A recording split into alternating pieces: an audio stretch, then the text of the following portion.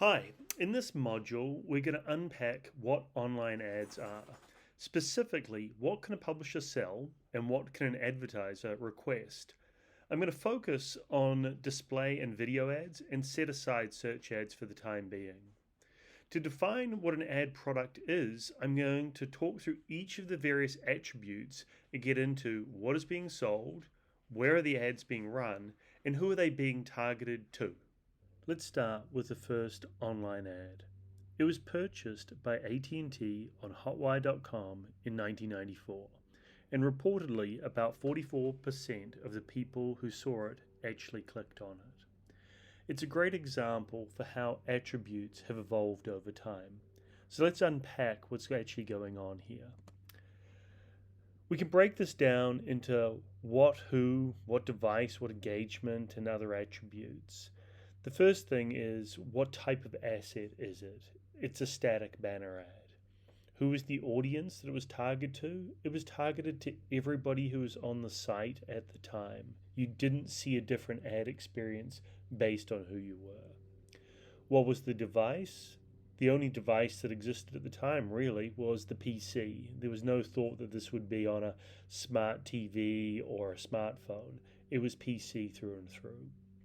What was the engagement? The engagement was a click-through rate of 44%, which is incredibly high, and obviously click-through rates are much lower than that right now. In terms of when the ad ran, it ran essentially all the time without any caps or limits in terms of how much individual users would see it. And trust and safety, which I'll get into here in a minute, wasn't really considered. Let's start looking at the attributes of different online ads. So I've talked previously about how in display in particular, the size is one of the most important attributes, and it's usually measured by the number of pixels. So here I list a 728 by 90 pixel ad, or the traditional rectangle of the 300 by 250.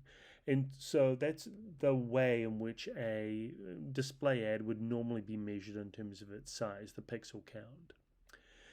In the case of a native ad, here we would normally have text that would be provided by the advertiser along with some image assets that they would then get packaged up by either the ad serving system or potentially by the publisher for rendering on the page. In terms of video, while size is still important, we have additional attributes that we need to consider. The first is large player versus small player. In the case of the large player, normally it would take over most or much of a screen. In the small player, it would either appear out of a small ad or content module or possibly be rendering on a smartphone. We have to think about the duration of the video ad. Is it going to run for 6 seconds, 15 seconds, 30 seconds, etc.? And we have to look at attributes associated with the length. One is it skippable or not skippable? Other attributes include where on the site or where within the site might the ad be running. So some advertisers might be comfortable with an ad running on a particular site like a CNN or a CNBC or a Yahoo or an MSNBC. Some other advertisers may require more specificity. They require that they only run against what we'd call a subsite or a subdomain associated with, say, sports or finance or quotes or some very specific topic where they want their ads to run. It's also important to advertisers where on the page they run. And so one distinction that used to be very important and is becoming less important was, is an ad above the fold, meaning as soon as a user lands on a page, do they see the ad? Or is it below the fold, meaning they have to scroll down the page in order to see the content and the ad that sits below the fold on the page? They may also look at the right rail versus the mainstream of content in the center of the page. And these traditionally have been proxies for, is it likely that an advertiser will have their content or their ads seen by the user? Another attribute that we need to think about is what is the device that the ad is going to be running on. In the example I gave previously, the original online ad, it only ran on the PC, only on a web experience, on what we'd call desktop. Now you could have additional formats or devices where it could run, including the tablet, phone, a gaming or a home console, or a digital out of home billboard that you might see outside of your home. One of the key attributes that we need to think about is what is the volume of ads that the advertiser is trying to purchase from the publisher. Traditionally, these would be called the number of impressions of ads that are being served, and would normally be measured in the millions or potentially even billions of ads that are being served over the course of a campaign.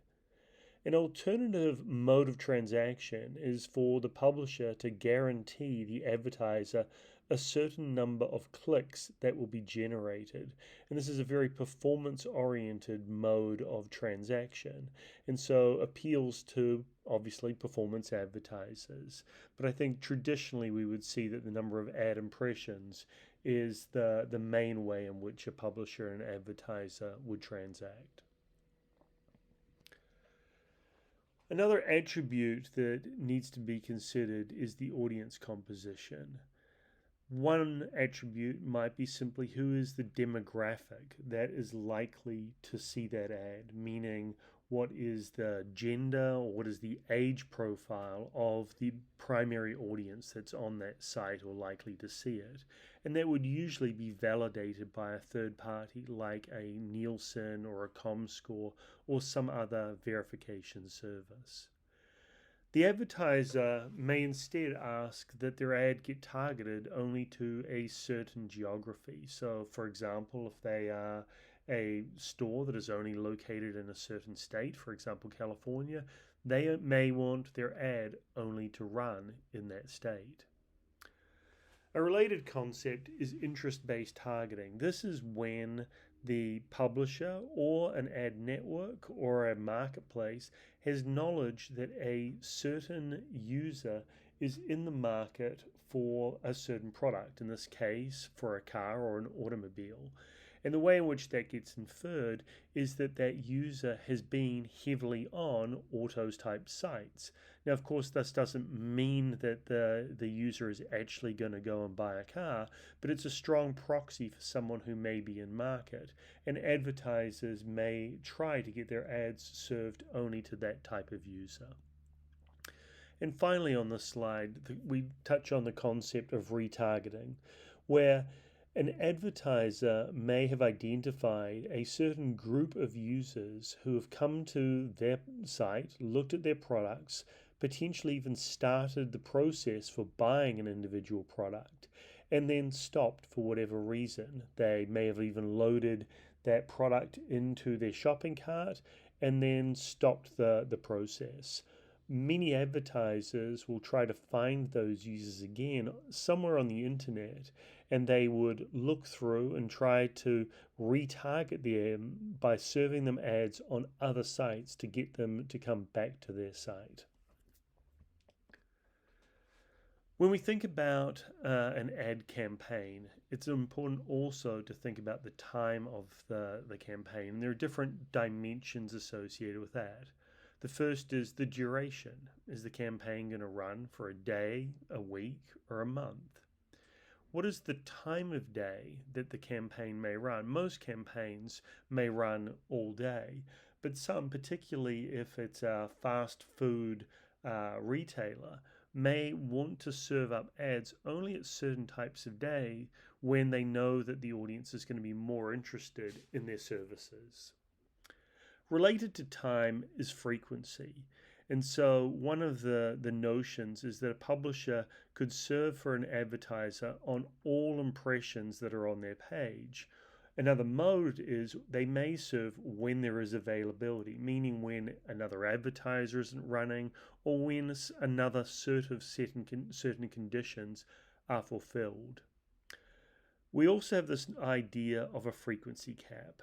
And this is where an advertiser may say to a publisher, I don't want to reach that user more than 3 times per day, or some other number, obviously.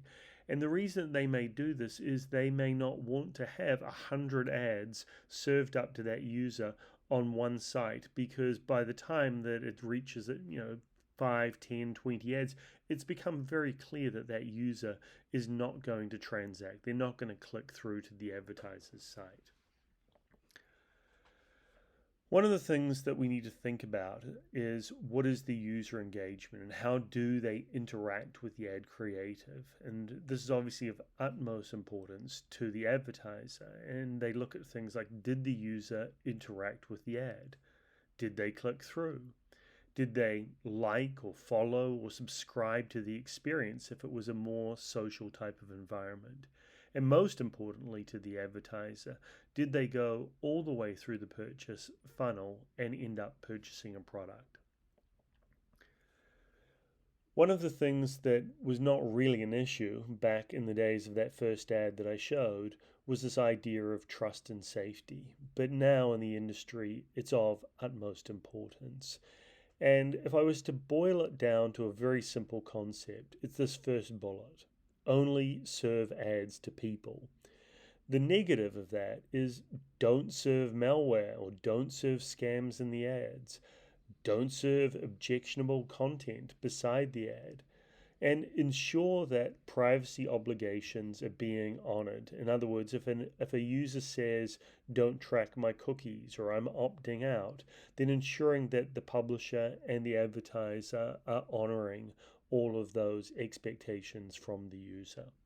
And this is kind of a baseline. So even though I'm calling it an attribute, where you'll see I list summary attributes here, trust and safety I put at the bottom because it's really become foundational and would no longer be considered a nice to have by most advertisers. If you look at what we covered today, the number of attributes is large, and I haven't listed everything here.